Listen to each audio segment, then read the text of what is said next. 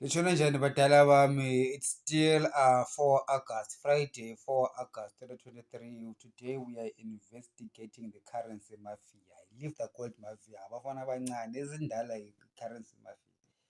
So I did say in the previous video that my assessment of the situation in Zimbabwe is that our inflation is largely caused by the falling Zimbabwean dollar, of which the Zimbabwean dollar we investigated, it is caused by this currency manipulation, this excessive money printing in Zimbabwe for the purposes of buying one thing, the US dollar.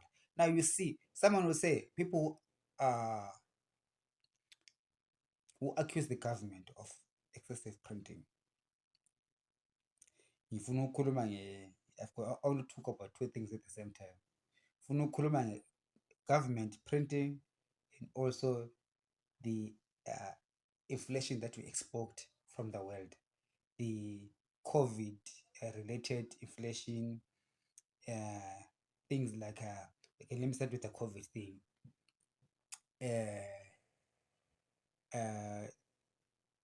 The problems in the global supply chains that caused food shortages and other input shortages around the world. This level of inflation caused by that which the Federal Reserve Bank of the United States used to call uh, transitory inflation, from even Janet Yellen to Jerome Powell. They both went through a period of time when they thought that the inflation in the United States, in the Western world, is transitory, because they thought that it is brought by supply chain disruptions due to COVID and also the Russia-Ukraine war. Okay, so that brought about inflation in Western countries. In the United States, the inflation went from close to zero to like 8, 9, 10%. The UK, I think, was a bit higher than that. Also in Europe, same issue. In Japan, let's leave Japan and let's leave China. So they experienced inflation too because of those things. That inflation was also exported to the rest of the world, including South Africa. That's why the price of cooking oil in South Africa went up. Cooking oil used to be 40 rand. It went to 100 rand and came back down because the Federal Reserve in the United States has fought that through hiking interest rates, and they've managed to bring the inflation rate down. Their target is 2%, but it's not in there now. I think they're at around 5 or between 4 and 6% of their inflation. So there is that inflation, all right? That is the global inflation. It adds to the inflation in Zimbabwe. Okay, so the reason why I make this video is because someone will argue and argue about these points and talk about COVID and Russia-Ukraine war. I will say yes, it moved the needle. Even in South Africa, it moved the needle. Okay, things went up in South Africa. Prices are going up in rand terms because of supply chain disruptions. Now, in Zimbabwe, they have got that as well. Plus something else. Plus that which I'm accusing the currency mafia of doing, currency manipulation. Okay, saying that. Now I want to come back to the government to attend the issue of government printing. Someone said, no, it's not the banks. Robert Mugabe printed money, it's a government printing money. Yes, government prints money, right? People say, oh, to pay teachers, soldiers, policemen, they print money. And then they say, oh, too much excess money in the market causes inflation. As I said, Woody, I want to teach this economic fact or opinion, because people believe that excess liquidity causes inflation. It's true, but the statement is not complete. It depends where the liquidity goes. Where the liquidity goes, that's where there will be inflation. So if you print money and you just bank it, you save it, there will be no inflation because there's no liquidity chasing fewer goods or whatever. There's no increase in the demand. So you experience inflation only when there's an increase in the demand of any product. As I'm saying in Zimbabwe, the product that is in Zimbabwe, I want you to be very clear. The product that is highly in demand in Zimbabwe is the United States dollar. Okay, so I am saying the US dollar in Zimbabwe, it is a product, a particular product in Zimbabwe, okay, or in an Zim dollar regime. The US dollar is a product. In a South African Rand regime, the US dollar is also a product. In a Botswana Pula regime, the US dollar is also a product. Those are three different products. I'm trying to make you think about the US dollar as three different products in Zimbabwe, in South Africa, in Botswana.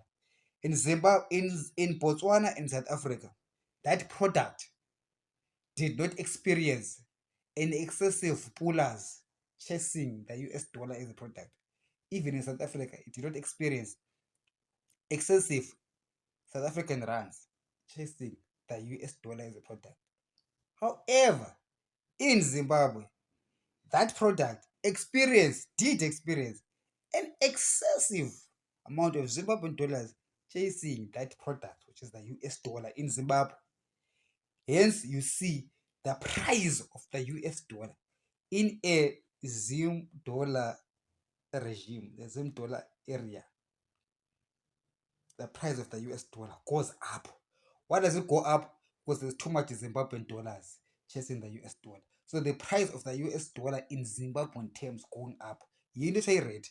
What you call a rate, the rate is the price of $1 in Zimbabwean terms. When you say 1:1,000, it means it takes 1,000 Zimbabwean dollars to buy that one US dollar. Now the rate is 1:6,000. It means now it costs 6,000 to buy that one US dollar. It's still the same US dollar. It used to be $1,000. Now it's 6,000. Back then, when Mankuja brought this thing, it used to be $1, one Zim dollar for one US dollar. So that's what I mean. The price what has gone up in price is the US dollar in a Zimbabwe currency regime. I need you to think of the US dollar in that way. So you are breaking down the US dollar across all currency regimes around the world, and you're looking at different rates, and it helps you to understand how it helps you to have a conceptual understanding of currency movements or what these things really are. They are just a product. A product, a tomato is a product. I told you in the previous video that if all that excess liquidity was used to buy tomatoes, the price of tomatoes in Zimbabwean dollars was gonna go high, but it was not. Nobody got billions from the bank and said, "Oh, let me go buy tomatoes." No, so tomato prices remain the same. Nobody want to buy onions. Onion prices remain the same. Nobody even want to buy alcohol. Alcohol prices remain the same.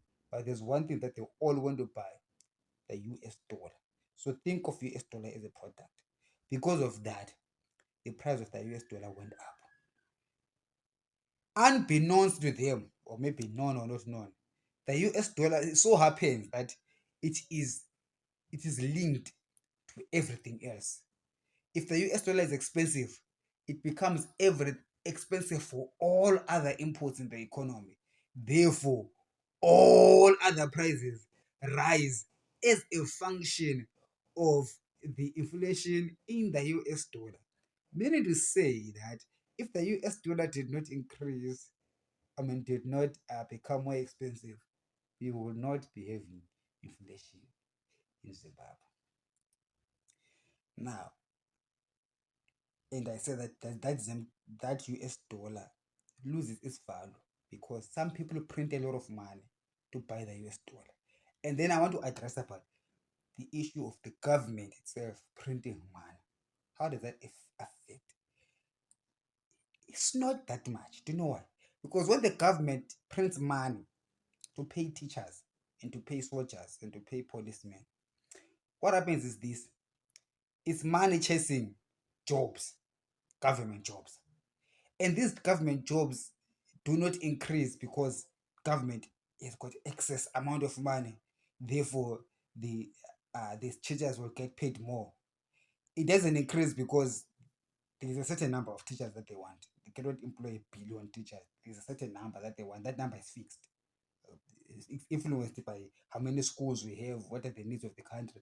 Even the number of police, the number of soldiers that we have is not influenced by the market. It's influenced by other things. So when the government prints money and pays those people, right, the price is static.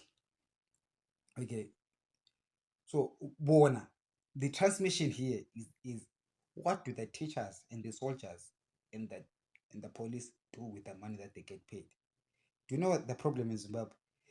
Even those teachers and the soldiers, they take theirs in dollars, they go and buy the same product, which is the US dollar, adding to the problem. They also, but then I would argue that it is not, it has got an effect, but it's not, I don't think that it's a big effect.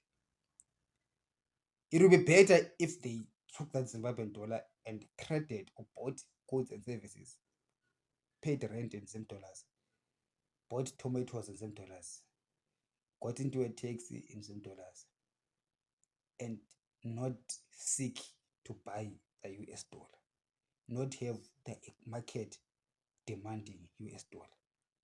But it's a vicious cycle. The market will demand the US dollar because of the fact that the same dollar is losing value. Understand? So the government itself are printing to pay its people or even to pay its service providers has got an effect, but it's not hyperinflationary. It has got a little bit of inflation, but not hyper. The hyper aspect comes from the currency manipulators, such that if we were to remove the currency manipulators, even government printing on its own will just be a small dent. That's not even a pain. All right.